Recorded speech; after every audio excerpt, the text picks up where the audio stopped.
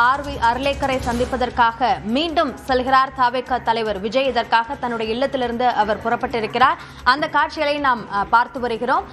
ஏற்கனவே நேற்றைக்கு ஆளுநரை சந்தித்து கடிதத்தை வழங்கினார் விஜய். அதற்கு பிறகாக மீண்டும் அவர் ஆளுநரை சந்திப்பதற்காக புறப்பட்டு சென்றிருக்கிறார்.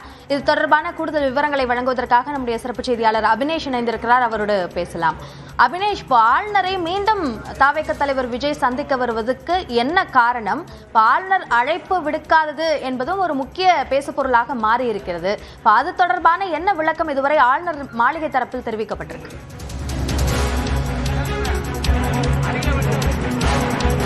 அபிநயா, பரபரப்பான அரசியல் சூழலில் தவேக தலைவர் விஜய் மீண்டும் இன்றைக்கு ராஜ்பவனில் ஆளுநரை சந்திக்கவிருக்கிறார். குறிப்பாக நேற்றைய தினம் 113 சட்டமன்ற உறுப்பினர்கள் ஆதரவு தனக்கு இருப்பதாக அந்த கடிதத்தை ஆளுநரிடம் விஜய் அளித்திருந்து தங்களை ஆட்சி அமைக்க உரிமை கோரினார். இந்த நிலையில் ஆளுநர் இதுவரை விஜய்க்கு அழைப்பு விடுக்காத நிலையில் மீண்டும் இன்று 11 மணி அளவில் தவேக தலைவர் விஜய் ஆளுநர் அர்லேக்கரை சந்திக்கிறார்.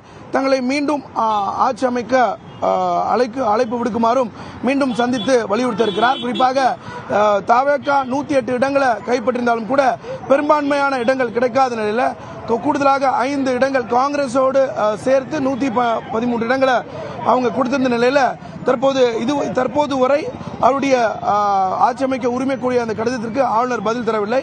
இருப்பினும் நேற்றைய தினம் 16வது சட்டப்பேரவையை ஆளுநர் கலைத்திருந்த நிலையில் இன்றைக்கு மீண்டும் தவேக தலைவர் விஜய் ஆளுநர் மாளிகைக்கு வரவிருக்கிறார். இதற்காக தன்னுடைய வீட்டிலிருந்து புறப்பட்டிருக்கக்கூடிய நிலையில் மீண்டும் தங்களை ஆட்சி அமைக்க வலியுறுத்துமாறும் தாங்கள் தான் தனி பெரும் கட்சியாக உருவெடுத்திருக்கிறோம், அந்த அடிப்படையில் மீண்டும் எங்களை ஆட்சி அமைக்க அழைப்பு விடுக்குமாறும் இந்த சந்திப்பில் அவர் வலியுறுத்த இருக்கிறார்.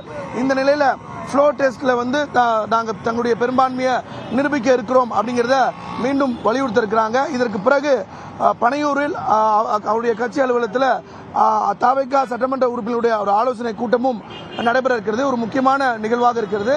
இந்த சந்திப்புக்கு பிறகு ஆளுநர் எடுக்கக்கூடிய ஒரு முடிவு, அறிவிக்கக்கூடிய ஒரு முடிவு முக்கியமானதாக இருக்கும். ஒருவேளை ஆளுநர் அந்த முடிவை எடுக்கக்கூடிய பட்சத்தில் தவேக நீதிமன்றத்தை நாடவும் ஒரு திட்டத்தை வைத்திருக்கிறாங்க. முன்னதாக இரண்டாவது முறையாக ஆளுநரை சந்தித்து தங்களுடைய நிலைப்பாட்டை தாங்கள் தனி பெரும் கட்சியாக இருக்கிறோம், எனவே தாங்கள் தான் ஆட்சி அமைக்க உரிமை கோருகிறோம் அப்படிங்கிறத மீண்டும் ஆளுநரிடம் வலியுறுத்த இருக்கக்கூடிய நிலையில் அதற்கு பிறகும் ஆளுநருடைய முடிவை பொறுத்து அவர்கள் நீதிமன்றத்தை நாடலாமா அப்படிங்கிற ஒரு திட்டத்தையும் தவேக தரப்பு வைத்திருக்கிறாங்க. அந்த அடிப்படையில் இன்றைக்கு மீண்டும் ஆளுநரை சந்திப்பதற்காக தன்னுடைய இல்லத்திலிருந்து புறப்பட்டிருக்கிறார். இன்னும் சில நிமிடங்களில் அவர் ஆளுநர் மாளிகைக்கு வர இருக்கிறார். மீண்டும் தங்களுடைய நிலைப்பாட்டையும் தங்களுக்கு ஆதரவாக இருக்கக்கூடிய சட்டமன்ற உறுப்பினர் எண்ணிக்கையும் ஆட்சி அமைக்கக்கூடிய அந்த வலியுறுத்தலையும் மீண்டும் கொடுக்க இருக்கிறார். அதற்கு பிறகு ஆளுநருடைய முடிவு தான் மிக முக்கியமான ஒரு முடிவாக பார்க்கப்படுகிறது. அபிநயா, நேற்றைக்கு தவேக தரப்பில் சட்ட நிபுணர்களோடு மீண்டும் ஒரு சந்திப்பு ஆளுநரோடு நிகழ்ந்ததாகவும் தகவல் வெளியாகியிருந்தது. இந்த நிலையில் மீண்டும் ஆளுநரை சந்திப்பதற்காக விஜய் வருகிறார். இது தொடர்பான செய்திகளை நாம் தொடர்ந்து பார்ப்போம். கள விவரங்களையும் உங்களிடமிருந்து பெறுகிறோம் அபினேஷ். இடைவேளைக்கு பிறகு தொடர்ந்து பேசலாம்.